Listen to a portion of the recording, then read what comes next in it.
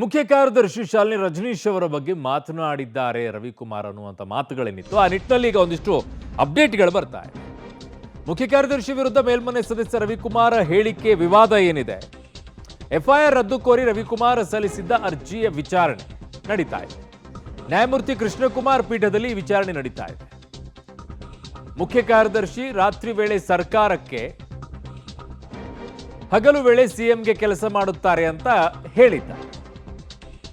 ಈ ರೀತಿ ಮಾತನಾಡೋದು ರವಿಕುಮಾರ್ಗೆ ಚಾಳಿಯಾಗಿ ಹೋಗಿದೆ ಅಂತ ಹೇಳಿರೋ ಹೈಕೋರ್ಟ್ನಲ್ಲಿ ವಾದವನ್ನ ಎಸ್ಪಿಪಿ ಬೆಳ್ಳಿಯಪ್ಪ ಅವರು ಮಂಡಿಸಿದ್ದಾರೆ. ರವಿಕುಮಾರ್ ಹೇಳಿಕೆಯ ಬಗ್ಗೆ ತನಿಖೆ ಆಗಬೇಕು ಅಂತಿದ್ದಾರೆ. ಹೇಳಿಕೆ ಬಗ್ಗೆ ತನಿಖೆ, ಸ್ಥಳದಲ್ಲಿದ್ದ ಪೊಲೀಸ್ ಅಧಿಕಾರಿಯ ಹೇಳಿಕೆ ದಾಖಲಿಸಬೇಕು ಅಂತ ಹೇಳಿದ್ದಾರೆ. ಇನ್ನೊಂದರ ಮುಂದುವರಿದ ಭಾಗದಲ್ಲಿ ಮೇಲ್ಮನೆ ಸದಸ್ಯ ರವಿಕುಮಾರ್ಗೆ ತಾತ್ಕಾಲಿಕ ರಿಲೀಫ್ ಈಗ ಸಿಗ್ತಾ ಇದೆ. ಮೇಲ್ಮನೆ ಸದಸ್ಯ ರವಿಕುಮಾರ್ಗೆ ತಾತ್ಕಾಲಿಕ ರಿಲೀಫ್. ಏನಾಯಿತು ಕೋರ್ಟ್ನಲ್ಲಿ ಅನ್ನುವಂಥದ್ದು ಬಹಳ ಮುಖ್ಯವಾಗಿದೆ. ಇವತ್ತು ಹೈಕೋರ್ಟ್ನಲ್ಲಿ ವಿಚಾರಣೆಗೆ ಬಂತು. ಎಫ್ಐಆರ್ ರದ್ದು ಕೋರಿ ಅವರು ಕೋರ್ಟಿಗೆ ಹೋದ್ರು. ಅದರ ವಾದವನ್ನು ಆಲಿಸಿದಂತಹ ನ್ಯಾಯಮೂರ್ತಿಗಳು ಜುಲೈ 8ರವರೆಗೂ ಕೂಡ ಬಂಧಿಸುವುದು ಬೇಡ ಅಂತ ಹೇಳಿದ್ದಾರೆ. ಬಂಧನ ಆಗುವ ಮಟ್ಟಕ್ಕೆ ಹೇಳಿಕೆ ಇದೆಯಾ ಅನ್ನುವಂಥದ್ದು, ಹಗಲು ರಾತ್ರಿ ಅವನು ಕೆಲಸ ಮಾಡ್ತಾನೆ ನೋಡ್ರಿ ಅಂತ ಅನ್ನೋ ಮಾತನ್ನ ಅವರು ಆ ರೀತಿಯಾಗಿ ಹೇಳಿದಾರಾ? ನೋಡಿ, ಆಡು ಭಾಷೆಯಲ್ಲಿ ನಾವು ಮಾತನಾಡ್ತಾ ಇದ್ದೀವಿ.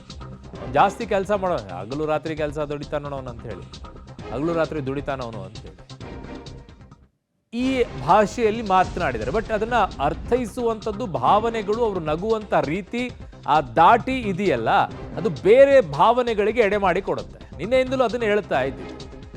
ಆ ಮಾತುಗಳು ಆ ರೀತಿಯಾಗಿ ತೋರಿಸಿಕೊಡುತ್ತೆ, ಭಾವನೆಗಳನ್ನು ವ್ಯಕ್ತಪಡಿಸುತ್ತೆ ಅಂತ ಹೇಳಿ. ಅದಕ್ಕೆ ತಕ್ಕಂತೆ ಅಲ್ಲಿದ್ದಂಥ ಒಬ್ಬ ಪೊಲೀಸ್ ಆಫೀಸರ್ ಕೂಡ ನಗಾಡ್ತಾ ಇರ್ತಾರೆ ಅವ್ರ ಮಾತುಗಳಿಗೆ. ಅವರೊಬ್ಬರೇ ಅಲ್ಲಿ ನಗಾಡ್ತಾರೆ. ಸೊ ಅದು ಮೀನಿಂಗ್ ಬೇರೆ ಕೊಡುತ್ತೆ, ಭಾವನೆಯನ್ನು ಬೇರೆ ರೀತಿಯ ಅರ್ಥೈಸಂಥ ರೀತಿಯಲ್ಲಿ ಕೊಡುತ್ತೆ ಅದು. ಹಾಗಾಗಿ ಅದು ತಪ್ಪು ಅಂತ ಹೇಳಿ. ಬಟ್ ಅವ್ರು ಬಳಕೆ ಮಾಡಿರುವಂಥ ಶಬ್ದಗಳಲ್ಲಿ ಯಾವುದು ಕೂಡ ಅಸಂವಿಧಾನಿಕವಾಗಿ ಪದ ಬಳಕೆಯನ್ನ ಇರಲಿಲ್ಲ.